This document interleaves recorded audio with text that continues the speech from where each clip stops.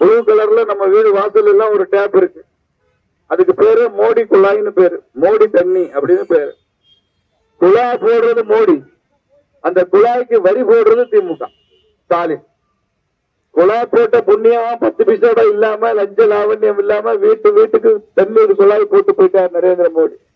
ஆனால் அதில் தண்ணீர் விட வேண்டிய அரசாங்கம் திமுக அரசாங்கம் குழாயில தண்ணி குடிக்கிறத பத்தி கவலைப்படல, அதுக்கு வரியை 8 மடங்கு அதிகமாக்குறத பத்தி கவலைப்பட்டு 8 மடங்கு அதிகமாக்கியிருக்காங்க.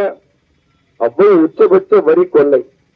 இந்த வரி கொள்ளையை மதுரை மாநகராட்சியில் 6800 ரூபாய்க்கு குழாய் வரி போட்ட இந்த கொள்ளையை மே 4ஆம் தேதிக்கு அப்புறம் வரக்கூடிய எடப்பாடியார் ஆட்சி இதை உடனடியாக ரத்து செய்யும் என்பதை இந்த இடத்துல நான் உங்களுக்கு அறிவித்துக் கொள்கிறேன். அந்த குழாய் வரி ரத்து செய்யப்படும். ஆனால் இதே ஆட்சி இன்னும் என்னவெல்லாம் செய்திருக்கிறது என்பது நமக்கு தெரியுமா இல்லையா? இந்த மதுரை மாநகராட்சியில 200 கோடி ரூபாய் வீட்டு வரியிலேயே கொண்டு அடிச்சிருக்கான். ரொம்ப சயின்டிபிக் ஸ்கேம் அதுக்கு பேர். வணிக வளாகங்களை எல்லாம் வீடுகளாக காட்டி வரியை குறைத்து ஏமாத்தி போர்ஜரி பண்ணி 200 கோடி ரூபாய் தின்றிருக்கான்னா இந்த ஆட்சியை சும்மா விடலாமா? இவங்க அவங்க தப்புக்கு தண்டிக்கப்பட வேண்டாமா? சட்டத்தின் முன்னால நிறுத்தப்பட வேண்டாமா? எம்ஜிஆர் பாடியிருக்கிறார்கள், ஒரு தவறு செய்தால் அதை தெரிந்து செய்தால் அவன் தேவன் என்றாலும் விடமாட்டேன்னு புரட்சி தலைவர் பாடியிருக்கிறார். அதுக்கு என்ன அர்த்தம்? ஒரு தவறு செய்தால் அது திமுக காரனா இருந்தால் இந்த ஆட்சி விடாது.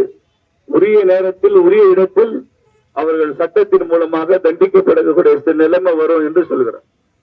ஐயா மோடி அவர்களை பொறுத்தவரை இதே மதுரை மாவட்டத்துக்கு திருப்பரங்குன்றம் பக்கம் எய்ம்ஸ் மருத்துவமனை கொடுத்திருக்கிறாரு. 2200 கோடி முதலீட்டுல.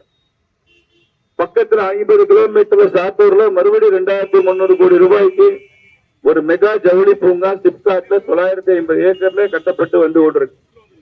எய்ம்ஸ் 25 லட்சம் சதுரடி.